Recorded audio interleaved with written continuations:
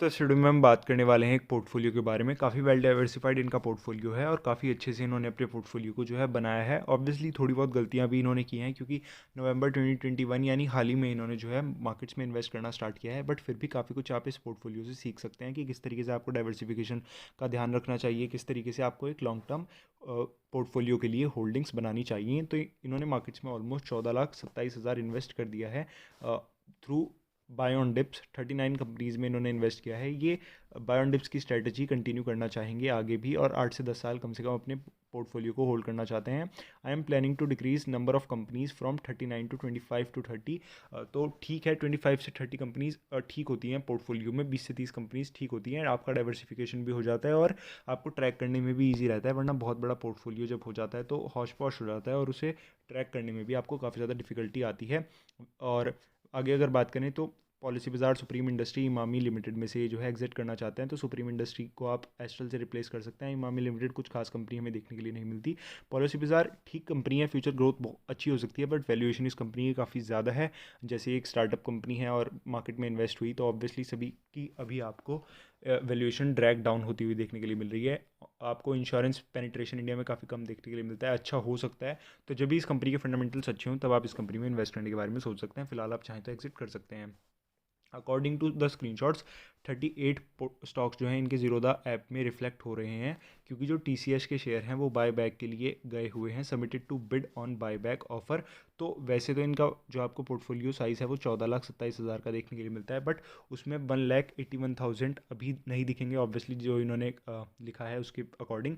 तो ज़्यादा कॉम्प्लिकेट नहीं करते हैं, इनका पोर्टफोलियो रिव्यू करना स्टार्ट करते हैं। तो 1,81,000 का इन्होंने TCS बाय किया हुआ है, तो आप कंटिन्यू कर सकते हैं। IT सेक्टर की लार्जेस्ट कंपनी हमें देखने के लिए मिलती है, काफ़ी अच्छे से बाय एंड बाय ग्रोथ देखने के लिए मिलती है, तो इस कंपनी के साथ आप कंटिन्यू कर सकते हैं। कंपनीज हैं इनके पोर्टफोलियो में, तो जल्दी से इनका पोर्टफोलियो रिव्यू कर लेते हैं। 12 लाख के आसपास इनका इन्वेस्टेड अमाउंट है, वैसे तो 14 लाख प्लस है, बट जैसे इन्होंने TCS के बारे में बताया तो इसी को बेस पोर्टफोलियो समझकर हम पोर्टफोलियो रिव्यू कर देते हैं। करंट वैल्यू भी कुछ 12 लाख के आसपास ही है। प्रॉफिट एंड लॉस को इतना ज़्यादा आपको नहीं देखना चाहिए नए पोर्टफोलियो में, क्योंकि इस टाइम आपका जो मेन फोकस है वो फंडामेंटली स्ट्रॉन्ग कंपनीज में अपनी पोजिशन एक्यूमुलेट करने का रहना चाहिए।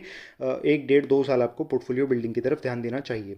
कंपनी की बात करें फर्स्ट एबॉट इंडिया, तो अगर आप एबॉट लेबोरेटरीज़ का जो कि US मार्केट में लिस्टेड है उसका लॉन्ग टर्म चार्ट देखेंगे तो काफ़ी कंसिस्टेंट कंपनी हमें देखने के लिए मिलती है। उसी की सब्सिडरी कंपनी इंडिया में एज अबॉट इंडिया काम करती है और एज अबॉट इंडिया लिस्टेड देखने के लिए मिलती है।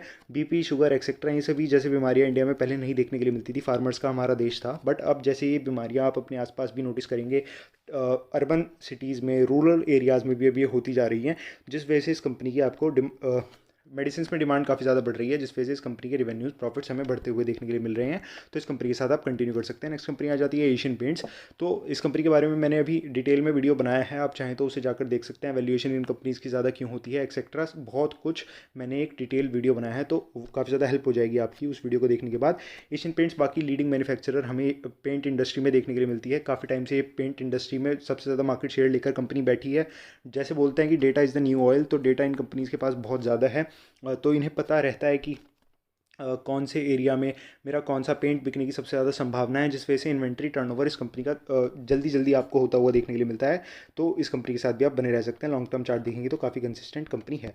नेक्स्ट कंपनी आ जाती है एस्ट्रल। तो जैसे मैंने काफ़ी आर्टिकल्स पढ़कर भी आपको सुनाया था और काफ़ी लॉजिकली भी बात की थी कि जैसे रियल एस्टेट सेक्टर बहुत ज़्यादा साइक्लिकल होता है, तो 5 6 सालों से रियल एस्टेट सेक्टर की पूरी यहाँ पर बैंड बजी हुई थी और फिलहाल रियल एस्टेट सेक्टर आपको ग्रोइंग देखने के लिए मिल सकता है। तो रियल एस्टेट सेक्टर की कंपनीज़ में तो आपको इन्वेस्ट नहीं करना चाहिए क्योंकि साइक्लिकल कंपनीज़ हैं, बट बिल्डिंग मटेरियल की कंपनीज़ में आप इन्वेस्ट करके चल सकते हैं, जैसे एशियन पेंट्स, एस्ट्रल। क्योंकि अगर घर बनेंगे तो वहाँ पर पेंट भी होंगे, पाइप्स एंड फिटिंग्स का काम भी होगा, वायर्स एंड केबल्स का भी काम होगा और फेविकॉल से जो है लकड़ी का काम भी वहाँ पर होता हुआ देखने के लिए मिलेगा। तो Asian paints, astral, Polycab, Pidilite, ये सभी कंपनीज फ्यूचर में अच्छा परफॉर्म कर सकती हैं। Astral leading company pipes and fittings के सेक्टर में है, तो इस कंपनी के साथ आप बने रह सकते हैं। नेक्स्ट कंपनी आ जाती है Bajaj finance. Again Bajaj finance के पास भी बहुत ज़्यादा डेटा आपको देखने के लिए मिलता है, तो इसे पता है कि इस कंपनी के पास बहुत ज़्यादा डेटा है कि कौन आपको लोन रीपे करता हुआ देखने के लिए मिलेगा, किसकी कंज्यूमर की क्या बाइंग पैटर्न्स है, क्या बाइंग बिहेवियर है, जिससे इन कंपनीज़ के पास एक कॉम्पिटिटिव एडवांटेज हो जाता है। तो इस कंपनी के साथ भी आप बने रह सकते हैं। बट NBFC कंपनी है जैसे, तो high risky and high rewarding है, उसी हिसाब से आप इस कंपनी में एलोकेशन देकर चल सकते हैं।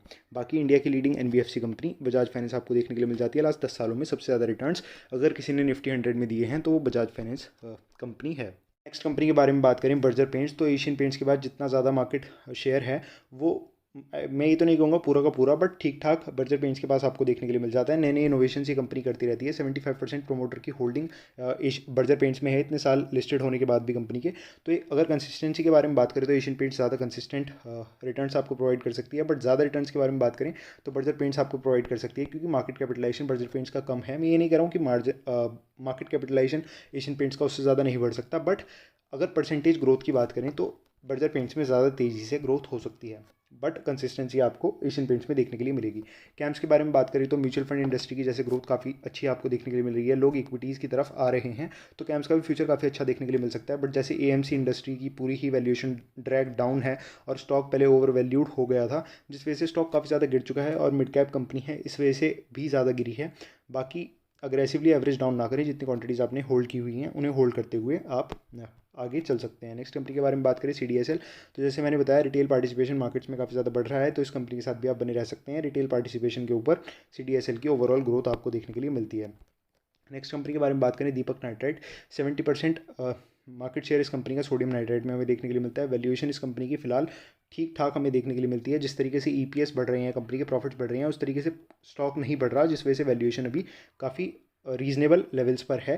तो इस कंपनी के साथ भी आप बने रह सकते हैं। इस कंपनी में भी आपको चाइना चेन डिस्ट्रप्शन के बाद काफ़ी अच्छी ग्रोथ देखने के लिए मिली है। नेक्स्ट कंपनी के बारे में बात करें दिविस लैबोरेटरी, लीडिंग कंपनी फार्मास्यूटिकल्स में आपको देखने के लिए मिलती है। इंडिया में 70 से भी ज़्यादा कंट्रीज़ में ये कंपनी है, इस कंपनी का प्रेजेंस है।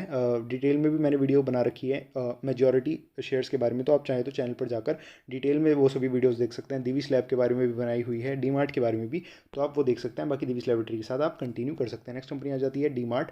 डीमार्ट भी हमें काफ़ी अच्छी कंपनी देखने के लिए मिलती है। राधाकृष्ण दमानी जी इस कंपनी को काफ़ी अच्छे से रन कर पा रहे हैं। जैसे रिटेल के बिजनेस में पहले ही मार्जिन कम होता है, तो इस बिज़नेस में आपको सुपर मार्ट्स इसलिए फेल होते हुए देखने के लिए मिलते हैं क्योंकि लीज़ का जो रेंट होता है, क्योंकि कंपनी की कमाई हो ना हो, रेंट तो आपका पर मंथ जाना ही है।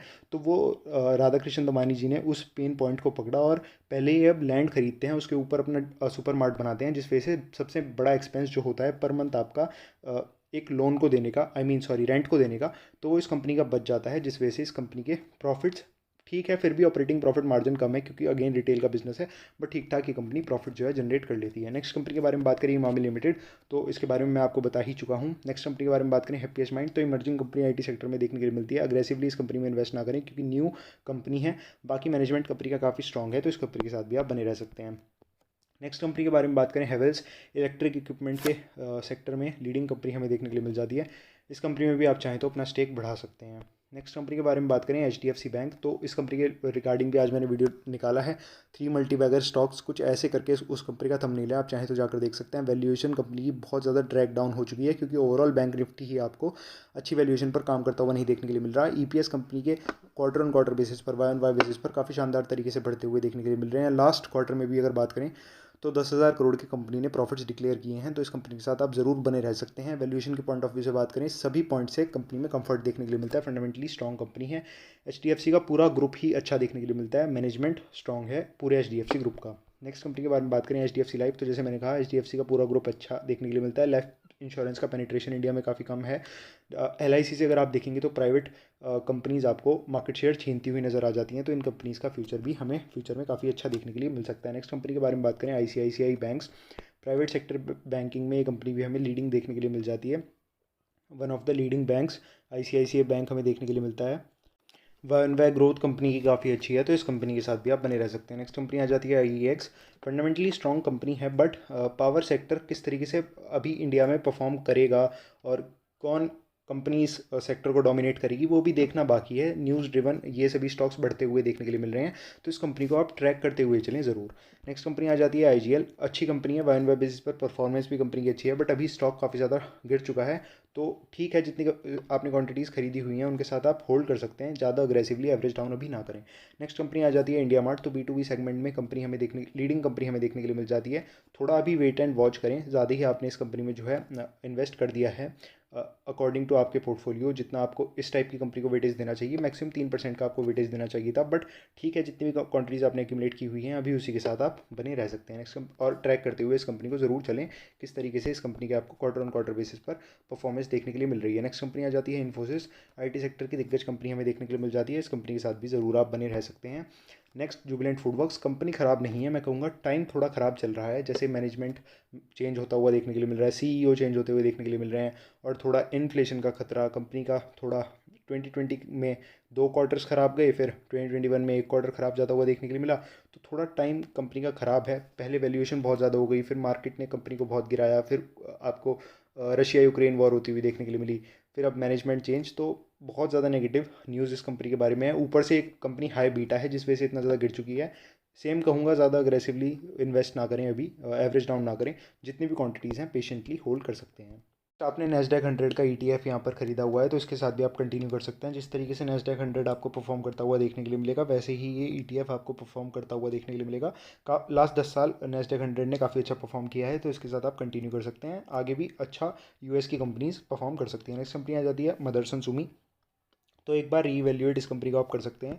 2019 के बाद से आपको रिवेन्यूज़ और प्रॉफिट्स में डिप देखने के लिए मिलता है, रीवैल्यूएट इस कंपनी को आप कर सकते हैं। नेक्स्ट कंपनी आ जाती है मुथूट फाइनेंस, NBFC कंपनी हमें देखने के लिए मिलती है गोल्ड फाइनेंस के सेगमेंट में। इस कंपनी को भी आप जरूर लॉन्ग टर्म के लिए होल्ड कर सकते हैं। ये भी हाई रिस्क की हाई रिवॉर्डिंग कंपनी है, क्योंकि फाइनेंशियल सेक्टर से NBFC सेक्टर से कंपनी देखने के लिए मिलती है। बाकी नेक्स्ट कंपनी के बारे में बात करें, नेस्ले इंडिया, तो नेस्ले इंडिया भी काफ़ी अच्छी कंपनी देखने के लिए मिलती है। FMCG सेक्टर में अग्रेसिव कंपनी है। मैगी और चॉकलेट्स में इस कंपनी का काफ़ी ज़्यादा आपको मार्केट शेयर देखने के लिए मिलता है, इस कंपनी के साथ भी आप कंटिन्यू कर सकते हैं। नेक्स्ट कंपनी आ जाती है पीडीलाइट, अगेन 70% मार्केट शेयर आपको अधेसिव सेक्टर में देखने के लिए मिल जाता है इस कंपनी का, अधेसिव सेगमेंट में, आई मीन फेविकॉल इस कंपनी का काफ़ी ज़्यादा एक मेजर ब्रांड है, जिस वजह से इस कंपनी की सेल्स और प्रॉफिट्स आपको ज़्यादा बढ़ती हुई देखने के लिए मिलती है, क्योंकि बेस्ट सेलिंग प्रोडक्ट है वो इस कंपनी का, तो इस कंपनी के साथ भी आप ज़रूर बने रह सकते हैं। नेक्स्ट कंपनी आ जाती है पॉलिसी बाजार, तो इसके बारे में हमने बात कर ही ली है। नेक्स्ट कंपनी के बारे में बात करें तो पॉलीकैब इंडिया, जैसे मैंने आपको बताया वायर्स एंड केबल्स का सेगमेंट भी काफ़ी अच्छा फ्यूचर में ग्रो कर सकता है, वैल्यूएशन भी इस कंपनी की अच्छी है, काफ़ी अच्छे परसेंटेज से ये कंपनी ग्रो कर रही है, तो ज़रूर इस कंपनी के साथ बने रह सकते हैं। नेक्स्ट कंपनी आ जाती है प्रिंस पाइप, जैसे आपने प्राइमरली एस्ट्रल में इन्वेस्ट किया हुआ है, वैसे ही इमर्जिंगली आपने प्रिंस पाइप में इन्वेस्ट किया हुआ है, ठीक ठाक आपने एलोकेशन भी इस कंपनी को दिया हुआ है, तो इस कंपनी के साथ भी आप ज़रूर बने रह सकते हैं। ये सेक्टर जैसे ग्रो करेगा तो ये कंपनीज भी आपको ग्रो होती हुई देखने के लिए मिलेंगी। प्रिंस पाइप के रिगार्डिंग मैंने काफ़ी वीडियोज़ भी बनाई हुई हैं, आप चाहे तो चैनल पर जाकर देख सकते हैं। ये कंपनी भी काफ़ी अच्छे परसेंटेज से ग्रो हो रही है, बट स्मॉल कैप कंपनी है तो काफ़ी रिस्की कंपनी है, तो उसी हिसाब से इस कंपनी में आप अपना जो है एलोकेशन देकर चलें। नेक्स्ट कंपनी आ जाती है रिलैक्सो, रिलैक्सो के बारे में भी आज मैंने एक फुल फंडामेंटल एनालिसिस वीडियो बनाई है, कब स्टॉक रिकवर करेगा, और बहुत इंपॉर्टेंट चीज़ है, तो आप वो जाकर देख सकते हैं। 50 60 70 रुपीज़ के जो स्लीपर्स का मार्केट है उसमें सबसे ज़्यादा मार्केट शेयर आपको रिलैक्सो का देखने के लिए मिलता है, और मिडिल क्लास की पॉपुलेशन आपको इंडिया में सबसे ज़्यादा देखने के लिए मिलती है, जो कि 50 60 70 रुपये के स्लीपर्स को प्रेफर करती है, जिस वजह से स्केलेबिलिटी पर ये कंपनी काम कर कर अपने प्रॉफिट्स को काफ़ी अच्छे से बढ़ा रही है, तो ज़रूर आप इस कंपनी में बने रह सकते हैं। नेक्स्ट कंपनी आ जाती है रिलायंस इंडस्ट्रीज़, आप इनके प्रमोटर से ज़रूर वाकिफ़ होंगे। पेट्रोकेमिकल्स का जब कंपनी का बिजनेस था तो कुछ खास कंपनी परफॉर्म नहीं करती थी, बट जब से जियो आया है तो कंपनी के प्रॉफिट्स और रेवेन्यूज़ हमें काफ़ी तेज़ी से बढ़ते हुए देखने के लिए मिल रहे हैं। जब से कंपनी का बिजनेस चेंज हुआ है, काफ़ी रिलायंस ग्रुप वहाँ से आपको अच्छे रिटर्न्स प्रोवाइड कर चुका है। नेक्स्ट कंपनी आ जाती है रोज़ारी बायोटेक, तो थोड़ी न्यूली लिस्टेड कंपनी है, उस हिसाब से आपने ज़्यादा इन्वेस्टमेंट किया हुआ है, ज़्यादा भी नहीं, वैसे तो ठीक ठाक इन्वेस्टमेंट किया हुआ है, जितनी क्वांटिटीज़ हैं उतनी आप होल्ड कर सकते हैं, थोड़ा बहुत चाहे तो एवरेज डाउन कर सकते हैं। बाकी small cap mid cap companies, इनके पास कोई इकोनॉमिक मोट या फिर हाई बैरियर टू एंट्री नहीं होता, तो कोई भी इनको कंपटीशन दे सकता है। इतना इजी भी नहीं होता कंपटीशन देना, मैं ये नहीं कह रहा हूँ कोई भी कंपनी आएगी और एकदम से कंपटीशन दे देगी, बट कंपैरेटिवली इनमें ट्रैकिंग की नीड आपको ज़्यादा पड़ती है, कि क्या क्या न्यू इंडस्ट्री में हो रहा है, क्या क्या नए आपको चेंजेस आते हुए देखने के लिए मिल रहे हैं, तो ट्रैक करने की ज़रूरत पड़ेगी। बाकी वाई एन वाई बेसिस पर ग्रोथ काफ़ी अच्छी है कंपनी की। नेक्स्ट कंपनी के बारे में बात करें SBI कार्ड्स, तो कार्ड सेगमेंट में आपको ये कंपनी काफ़ी अच्छी देखने के लिए मिलती है। बस SBI का इस कंपनी के साथ नाम है, जो कि एक PSU कंपनी है, उस वजह से थोड़ा मुझे डाउट आता है इस कंपनी के ऊपर। बाकी अगर आप वाई एन वाई ग्रोथ देखेंगे तो इस कंपनी काफ़ी अच्छी है, लॉन्ग टर्म के लिए आप इस कंपनी को भी होल्ड कर सकते हैं। नेक्स्ट कंपनी आ जाती है सुप्रीम इंडस्ट्रीज़, के बारे में हमने बात कर ही ली है। नेक्स्ट अगर बात करें टाटा पावर, टाटा मोटर्स और टाइटन के बारे में, तीनों ही टाटा ग्रुप की हमें देखने के लिए कंपनीज मिलती हैं।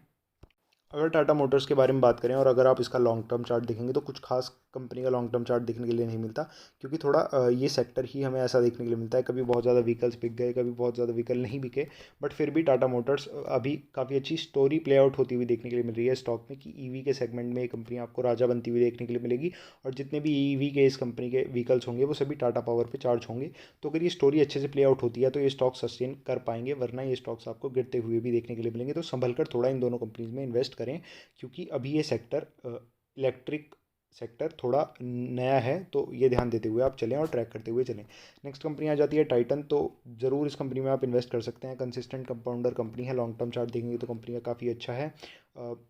ज्वेलरी सेगमेंट से कंपनी का सबसे ज़्यादा रिवेन्यू आता है, जिस वजह से ये स्टॉक अभी ज़्यादा नहीं गिरा है।